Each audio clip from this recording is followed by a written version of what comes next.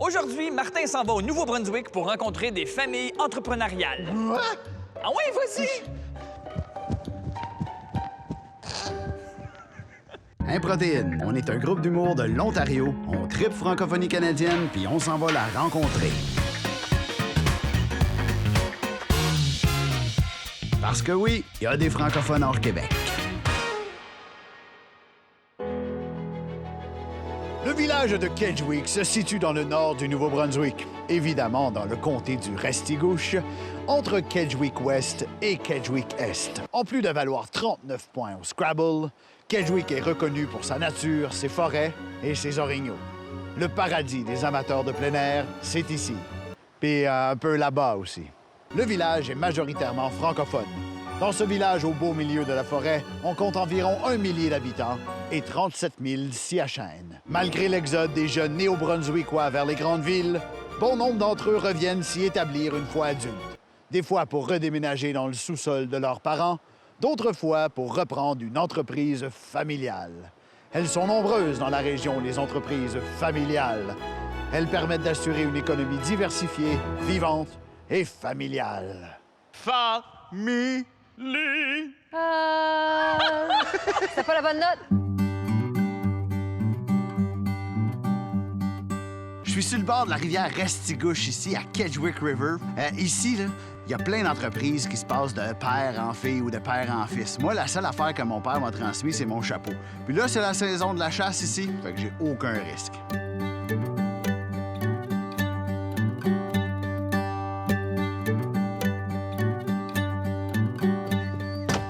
Allô? Bonjour, Marie-Christine. Bonjour. Enfin, sur les terrains de Harpin Canot Restigouche. Ouais, c'est ouais. de toute beauté.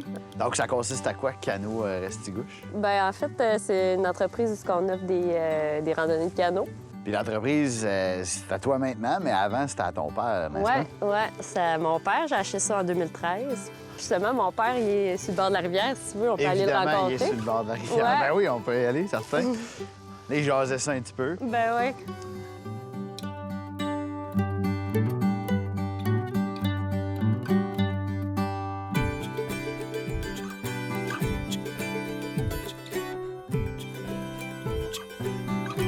Hey!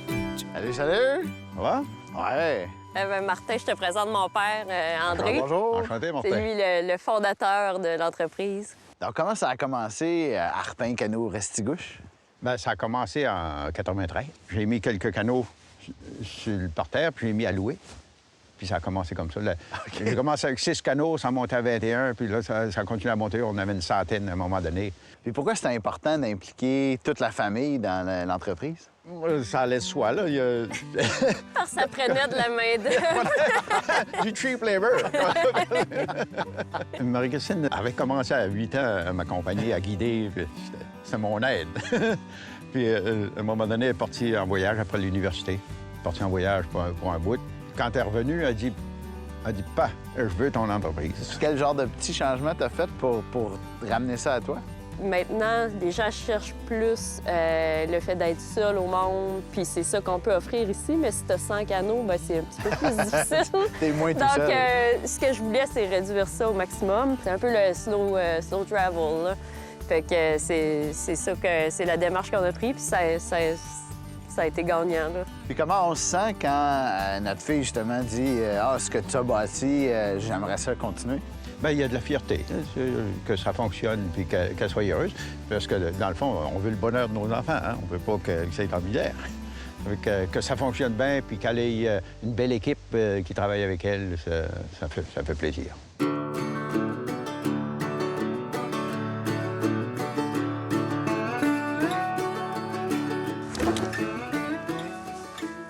Ça, c'est l'atelier à Rémi, mon chum. C'est ici qui fait, c'est ça, ses pagaies artisanales. Donc, Rémi, on voit que tu es en train de faire des pagaies. Ça va vraiment bien avec la compagnie de canot. Hein? Ouais. Moi, je suis guide, dans le fond, en canot. Fait que le gros de mon travail, c'est d'amener les gens sur la rivière en canot ou en canot camping, sur la Kedgewick, sur la Restigouche. Qu'est-ce qui t'a amené à Kedgewick? Moi, j'ai étudié en tourisme d'aventure, puis j'ai eu à faire un stage durant l'été. OK. Parce qu'au Québec, Je trouvais pas vraiment de place. Les gens étaient déjà pas mal les équipes étaient toutes déjà faites. Fait que j'ai fouillé le Nouveau-Brunswick, puis je suis tombé sur un canot. Puis sinon, je suis arrivé ici. Puis ça fait comme 6-7 ans, là, je suis ici. Là. Bon, Martin, t'aimerais-tu essayer de raboter un peu ou? Ben là, je voudrais pas ruiner ta job, là. J'ai l'habitude de faire ça. T'as juste à venir ici, je vais te montrer comment ça fonctionne avec le rabot. Parfait. Puis, Ça, c'est pas le rabot. Non, ça, OK, c'est le parfait. maillet.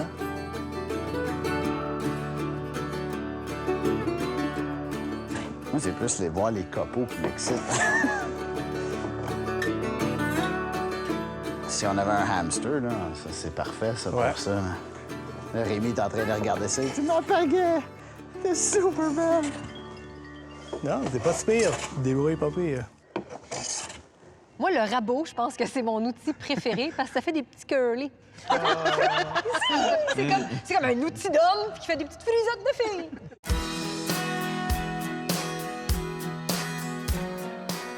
Quand tu te rends sur le bord de la rivière, puis sur le bord de toutes les rivières qu'on a ici, les 500 km de rivière, il n'y a aucun réseau cellulaire. C'est vraiment la paix, tu sais. C'est se connecter avec la nature, connecter avec tes amis, avec qui t'es.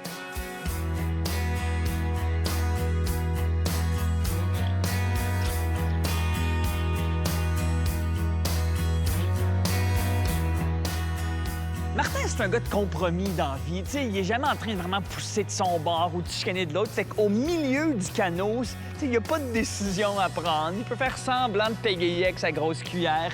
Lui, il est juste bien. Il est heureux, là. Moi, la chose la plus difficile que je trouve en canot, là, c'est de trouver une veste de sauvetage qui me fait.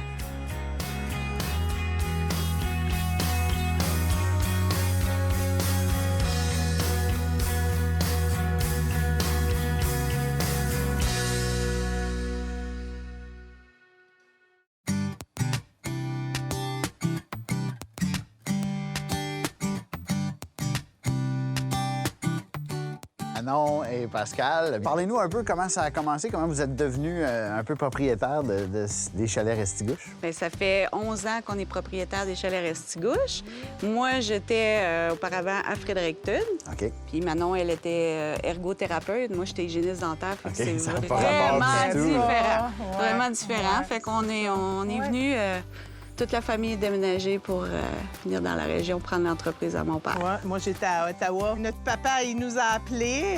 Et puis, c'est ça, il a dit ça vous tenterait pas de vous revenir à Kedgewick. Automatiquement, on a dit non, là, parce que c'est ça, notre vie était là-bas. Mais comme on a mijoté ça un peu, puis au bout d'un an, ben c'est ça, je pense qu'il avait besoin d'encore plus d'aide. Puis là, nous autres, on a dit, ben c'est comme, tu sais, il y a des avantages à revenir dans la place. Il dit, ben les enfants étaient jeunes aussi, fait que le timing était bon. Vous avez mis un peu à votre image ce que votre père vous a légué. C'est quoi les changements qui ont eu lieu? Oui, on a depuis? fait énormément de changements. On a rendu ça plus familial. OK. On a une petite mini-ferme l'été. On a un sentier de marche que les enfants découvrent des choses durant OK. le sentier. On a fait une piste à obstacles. Alors, il y a 13 obstacles, puis OK. le monde aime vraiment ça. Puis c'est pour tout âge, là. C'est OK. pas juste pour les enfants ben, je peux y aller très aussi. jeunes. Oui, Oui. oui, certain.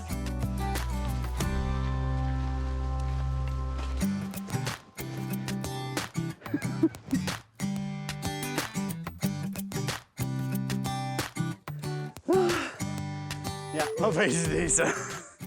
Puis j'imagine votre père aussi doit avoir une certaine fierté à ce que l'entreprise reste dans la famille. Oui, ça, c'est sûr. Il en parle beaucoup ouvertement à tout le monde. Il est fier de ses filles. À quel point c'est important pour vous d'élever votre famille dans un environnement francophone, comme Kedgewick ou comme Ottawa, dans le fond, où vous étiez? Mais c'est important pour moi parce que c'est beaucoup plus difficile d'apprendre le français que d'apprendre l'anglais. L'anglais, il L'anglais, ça par s'attrape. osmose, hein? Mais le français, fait qu'on est vraiment, vraiment contents, là, de... Ouais, puis les enfants, les deux sont bilingues, mais je vous dirais que leur langue première, c'est le français, là. Ouais, puis ici, c'est vraiment francophone. Vraiment. Quand Ouais. son conjoint a dit qu'il est anglophone, bien, il n'y en a pas beaucoup d'autres, là. Ouais, fait qu'ils l'appellent l'anglophone.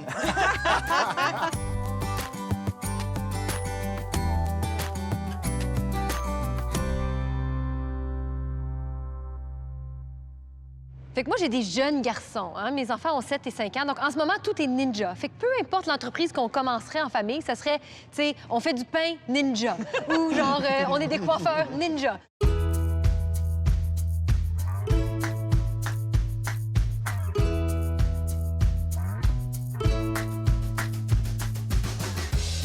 Ben, merci beaucoup de m'accueillir ici au chalet Restigouche en compagnie de 3 familles légendaires. On dirait que la plupart des entreprises, c'est des entreprises familiales à Kedgewick. Est-ce que je me trompe?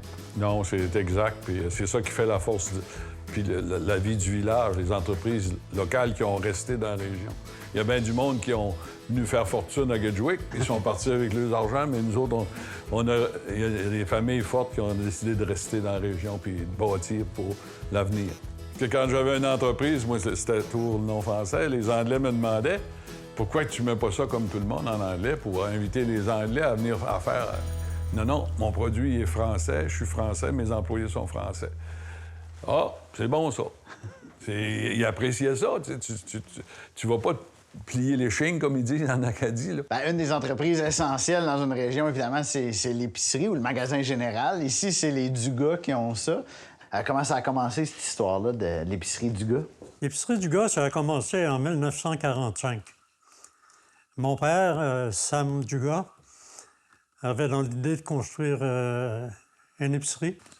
Puis en 1967, c'est Jean, le père de Roch, qui a pris ça. Il y a eu beaucoup d'agrandissements, l'une en arrière de l'autre.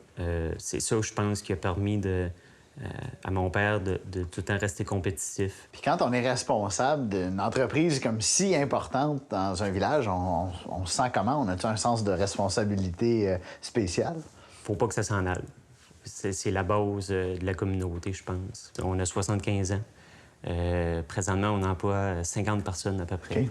Sur 75 ans, il y a beaucoup de monde du village. Si on compte un village qui a 1500 de population, il n'y a pas grand famille qui n'a pas eu un membre de la famille qui a travaillé chez nous. OK. Faut encourager les business locales parce que quand ils meurent, on meurt un peu. Tu sais, on a vu des exemples de villages qui n'ont plus d'essence, ils n'ont plus rien. Puis là, l'école a fermé, puis l'église a fermé, puis... Oui, c'est une pente glissante. Ouais, mon père, il disait « Aide à ton voisin s'il y a de la misère. Parce qu'une bonne fois, tu auras de la misère, puis s'il est trop faible, il ne pourra pas t'aider. » Ils s'en rendent-tu compte que ça, là, c'est pas les vrais cheveux de Martin? Supposé de faire la split. Je pense que j'ai jamais été aussi stressé. Oh!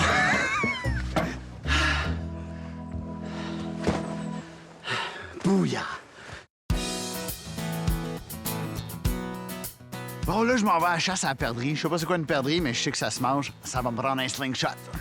J'ai 15 minutes. Je suis mieux de commencer. Pas pire, hein? En plus, j'ai volé des élastiques à brocoli à l'épicerie du gars. Watch out, perdrix. Watch out.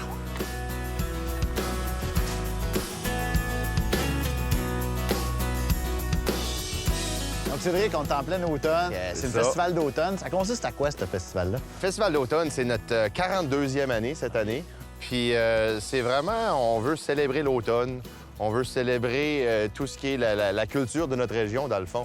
On aime la chasse, on aime la pêche, tout ce qui est vraiment l'essence de Kedgewick. Là, on parle de chasse. Là, il y a un concours de chasse à la perdrix.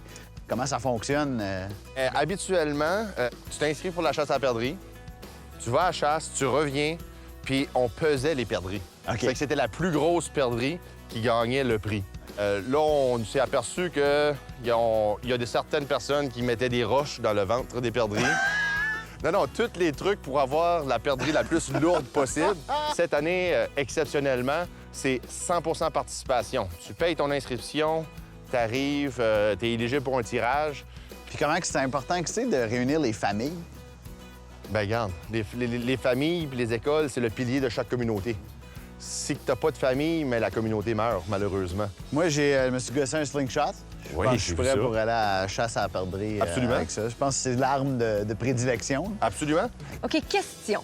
Si ta proie, c'est une perdrix, est-ce qu'on peut vraiment appeler ça la chasse?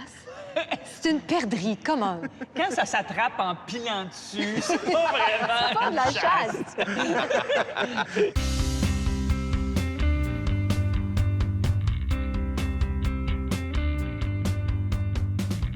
Fait que genre qu'on est ici à la chasse. Moi, c'est la première fois de ma vie que je vais à la chasse à n'importe quoi. Comment ça fonctionne, la chasse à la perdrix, d'habitude? Les autres sites, c'est familial, pas mal. OK.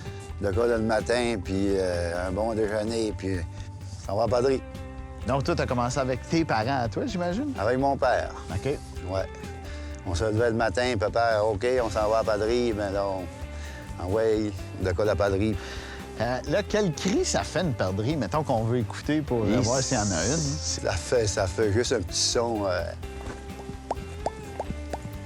Là, les chances que je puisse en pogner une avec ça, ici, ne doit pas être bonnes, hein? Ouais.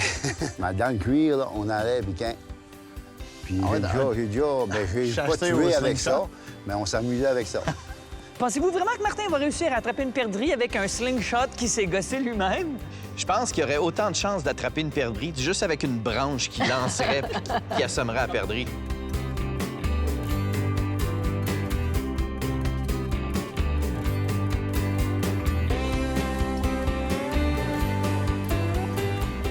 J'aime ça, c'est fun. Puis elle aussi, elle aime ça. Elle est née le 25 de septembre. C'est dans la chasse à l'orignal, fait qu'elle est une petite chasseuse, là. Ouais. Toi, Coralie, qu'est-ce que t'aimes le plus dans la chasse? À l'automne, je chasse avec ma mère et mon père. Puis l'hiver, je trappe avec mon grand-père qui est dans le bois, là. J'aime plus la chasse à l'orignal, à l'ours puis chevreuil. Est-ce que vous chasseriez avec vos enfants, vous autres? Une chasse au trésor, oui. Une chasse au coco de Pâques. Une chasse-galerie. Quand tu cours après tes enfants sur la galerie. Aussi.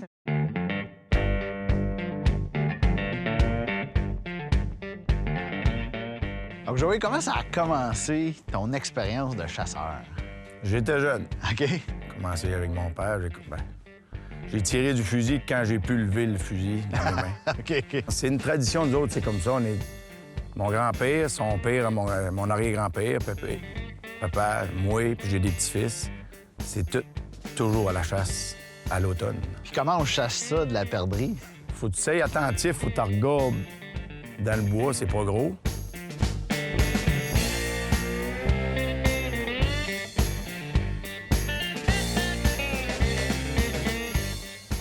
Perdrix. T'aimerais-tu essayer ça, ce fusil-là? Bien certain, ça va me changer de mon petit lance-roche. Ouais, OK, ben je vais te montrer comment ça marche. Le petit trou qui est ici, là. Ouais. Tu vis ça dans la petite boule verte là-bas, là, puis envoies ça sur la cible. L'affaire rouge enlignée avec l'affaire verte. On va viser la perdrix. Direct entre les deux yeux. Ah, mais j'y prendrais goût, je pense. Ouais? Ça me chante. Moi, je vais te donner ça. Ah, OK. On va partir avec celle-là.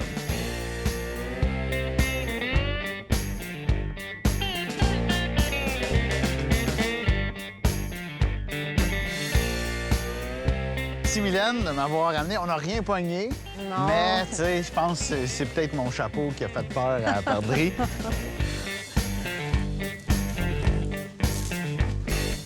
Ben, écoutons, on n'a peut-être pas pogné de perdrix, mais je pense que j'ai pogné le goût de la chasse, par exemple. Puis une chose que j'ai appris, c'est que ça sert à rien.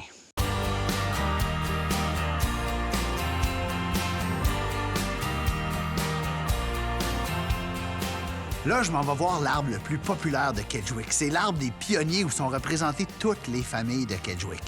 Moi, je suis enfant unique, fait que mon arbre serait comme une tulipe. En tout cas, on va aller voir que ça a l'air.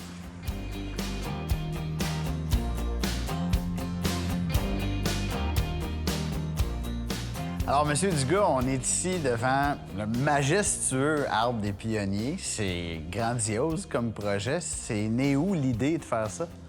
Un beau jour, j'ai rencontré le maire, Jean-Paul Savoie, dans le temps. Et puis, je lui ai offert de laisser quelque chose à Kedgewick pour le centenaire. Ce que j'avais dans l'idée, ça fait que l'arbre a grandi. Il a grandi jusqu'à 37 pieds de haut et 8400 feuilles. L'arbre au complet a été fabriqué dans mon sous-sol. Je crois que c'est un arbre unique au monde. Des arbres généalogiques, on en voit beaucoup, mais en 3 dimensions, moi, j'en ai jamais entendu parler. Sur l'arbre, au bout de la branche, on a le premier qui est venu à Kedgewick. OK. Et puis derrière lui, c'est ses enfants, ses petits-enfants, ses arrière-petits-enfants. Fait que les gens sont bien fiers d'être originaires de Kedgewick, puis ils voulaient être dans l'arbre. Et puis, de bouche à oreille, ça s'est su, je dirais, à la grandeur du pays. On avait des demandes de partout. OK, les anciens de Kedgewick qui voulaient leurs feuilles. Oui, oui. Ça rapproche tous les gens. Tous les gens sont concentrés dans un arbre. Et puis l'arbre, il est planté à Kedgewick.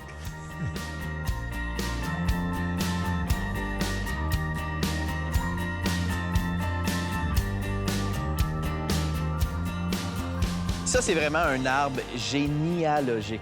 C'est vrai qu'il est génial. Avec mon chapeau puis ma veste carottée, j'ai survécu Kedgewick. J'ai le goût de déménager ici, puis je sais quelle entreprise je vais me partir. Une compagnie de gossage de slingshot.